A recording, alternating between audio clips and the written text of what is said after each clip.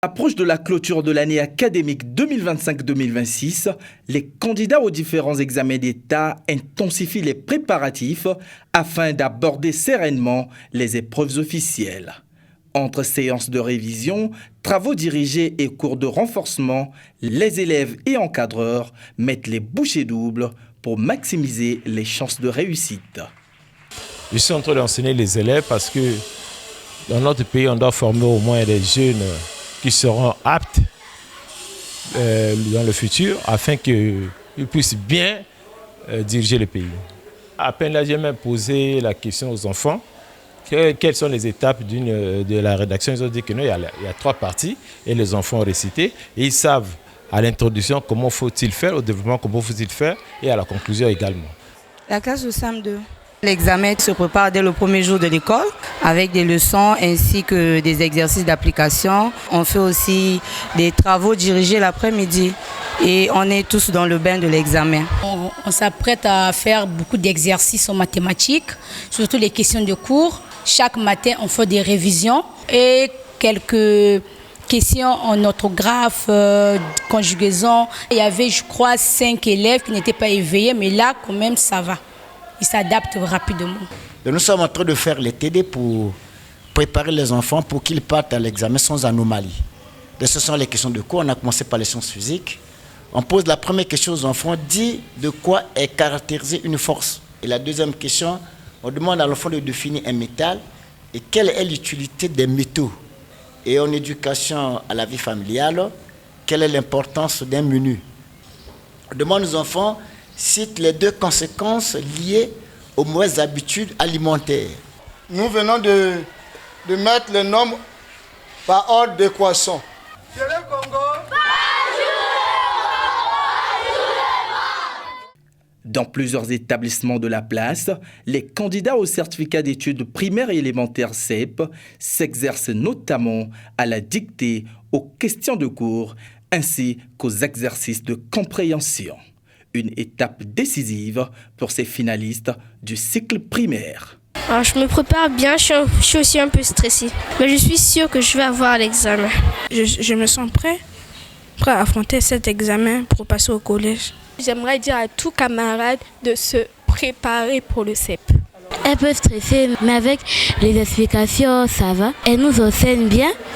Elles permettent à ce que tout le monde comprenne et tout le monde aussi comprend. Je compte me battre pour réussir. Ce que j'ai retenu de ce livre, c'est que ce livre, tout d'abord, c'est un livre de français. Il nous permet de développer notre orthographe, notre grammaire et apprendre à écrire et à bien lire certains mots. C'est plus un livre de lecture qui permet à faire évoluer la lecture des élèves pour pouvoir au moins, quand on va partir pour aller faire l'examen, oui, le CEP, nous pourrions au moins nous défendre en lecture pour avoir au moins de bonnes notes. Et le livre d'apprentissage de cette école, c'est le livre où on est en CM2. Du côté des candidats au brevet d'études du premier cycle BEPC, l'heure est également au dernier réglage. À quelques semaines du lancement des épreuves, les futurs pensionnaires des lycées se disent déterminés à relever le défi. Je suis prête pour mon examen. Avec l'électricité, qui a un peu des problèmes, mais je fais avec, vu qu'on a des TD qu'on fait chaque jour, je me prépare. Je me sens très confiant, on nous met dans les bonnes conditions. Je lis par moment, je veux prendre un jour, je vais lire par exemple l'histoire, un autre jour je vais lire l'SVT.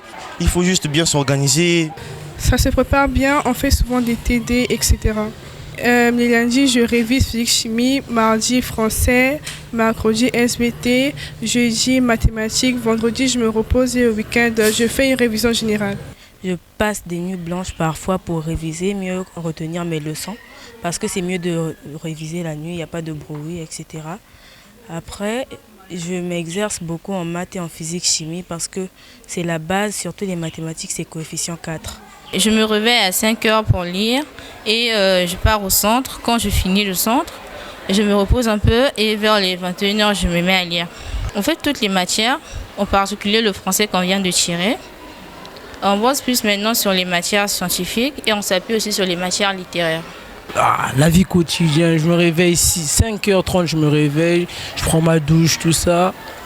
J'arrive à l'école au moins 6h40, 7h les cours commencent, de 7h à 12h on fait cours, 12h je rentre à la maison, je mange moi à 13h, 14h, 16h, je me repose, 16h maintenant, à partir de 16h je commence à travailler. L'année prochaine je compte être au lycée. Mais je voudrais leur dire merci en fait de nous avoir donné cours durant ces 9 mois. Même ambiance chez les candidats au baccalauréat, où, malgré le stress grandissant à l'approche des examens, la confiance est de mise. Entre cours de soutien et révision intensive, ces futurs étudiants affirment se consacrer pleinement à la préparation de ce rendez-vous décisif pour leur avenir académique. On a fini le programme et là, on a déjà entamé à traiter les sujets bac. Malgré le stress, je vais toujours continuer à travailler, à bosser dur pour faire plus. On dit toujours que non, la répétition c'est la mère de science. C'est ce qu'on essaie de faire chaque jour. On bosse chaque jour, on travaille. Il y a des profs aussi qui viennent chaque jour. Oui, moralement, je me suis apprêté et je me suis donné pour réussir. À vrai dire, c'est un peu stressant vu l'arrivée de l'examen. Mais je crois que le jour J, je pourrais gérer le stress et bien m'en sortir. On fait beaucoup d'applications, beaucoup de TD. L'école a mis à notre disposition des centres les samedis. L'école a majoré les heures des matières pour qu'on puisse beaucoup lire et beaucoup s'appliquer aussi. Actuellement, nous sommes en train d'appliquer un exercice sur l'interférence lumineuse. Et de cela, de ce que j'ai pu comprendre, le professeur était en train d'expliquer les différences de marge et tout ce qui y concerne. Bac en poche, c'est une initiative des TD pour les élèves qui sont en train de faire précisément l'examen de baccalauréat. Pour nous, les élèves de la série D, nous faisons précisément les mathématiques, la physique et les SVT. En tout cas, tout est pris en charge par Monsieur Parfait Iloki. Et les profs viennent, ils sont très actifs, ils viennent à l'heure et ils respectent très bien, ils expliquent très bien et la compréhension elle est très bonne. À la maison, par exemple, de 18h à 19h, je prends du temps pour lire la philosophie, ensuite l'histoire géo. On se focalise beaucoup sur les matières de base. Pour ces enseignants, je veux tout simplement les remercier parce qu'ils ont su nous soutenir. Malgré les difficultés qu'on a rencontrées, on a pu arriver jusqu'à maintenant, pouvoir finir les programmes, pour pouvoir affronter notre examen sans crainte de quelque chose parce que nous sommes déjà mentalement prêts et physiquement. Il faut rester positif, il ne faut pas être négatif, il ne faut pas trop penser à l'examen, sinon tu seras stressé et tu ne pourras pas travailler au moment de passer les examens. Les épreuves pratiques ne sont pas restées en marge, comme ici avec l'éducation physique et sportive. Serrez les mains, coupez car.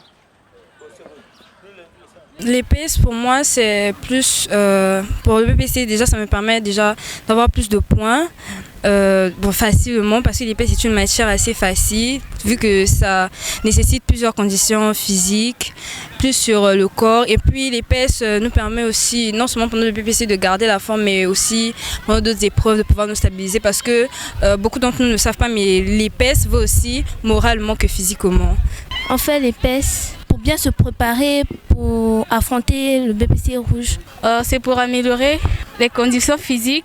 C'est l'une des matières au BPC rouge et ça rapporte plus de points. Face aux enjeux de cette période, enseignants, promoteurs des centres d'encadrement et responsables d'établissements scolaires tant publics que privés multiplient les initiatives afin d'assurer un accompagnement pédagogique efficace aux candidats qui se présentent aux différents examens d'État. Dentro de los verbos irregulares tenemos muchas categorías de los verbos regulares. Por ejemplo, primeramente tenemos los verbos con diptongo. Los verbos con diptongo. Tous ces élèves-là viennent ici recevoir, récupérer leurs cartes qui leur donneront accès à l'examen d'État. À un examen d'État, on ne va pas n'importe comment. C'est ainsi qu'à nos enfants, nous leur disons d'abord, d'avoir tous leurs documents à jour, de bien préparer leur tenue et de suivre toutes les directives édictées par le ministère. Et surtout, ils ne doivent pas oublier qu'ils doivent nous ramener ici la réussite. Cette réussite, pas seulement pour l'établissement, mais pour les parents aussi. Je peux même extrapoler pour la nation entière. Par rapport au résultat du bac blanc, parce qu'au départ, on avait commencé les TD. On faisait les TD la journée de lundi, mercredi et vendredi. On avait constaté que non, avec ce rythme-là, ça ne peut pas aller. Alors nous étions obligés de séparer les deux classes de la terminale parce qu'au départ, là, on les associait. On avait compris qu'ils étaient trop nombreux. Bon, donc les TD n'étaient pas bien assimilés. Au dernier moment, j'ai jugé bon de scinder ces classes-là. Donc si par exemple il y a un TD de physique qui se passe en terminale D1, il y a aussi le TD de physique qui se passe, le même TD, ça doit se passer en terminale D2. Bon, en terminale A, on n'avait pas assez beaucoup d'effectifs. Ils sont restés toujours ensemble comme ça là. Mais j'ai constaté qu'il y a eu beaucoup d'améliorations grâce à cette séparation des séries-là. Nous faisons cours de 7h jusqu'à 13h. Et en principe, après 13h, ce sont les TD. Maintenant, nous avons un groupe d'écoles là où nous faisons les tests inter-écoles. Donc nous travaillons avec la récompense de Mayanga, Jaed de Ngangalingolo et puis Komibaf de Manchimou, y compris Saint-Nazaire, donc 4 écoles. Mais cette année, on n'a pas pu faire les tests par rapport au changement du calendrier. Nous avons une structure interne qu'on appelle la CAS, c'est-à-dire la cellule d'accompagnement des candidats aux examens d'État.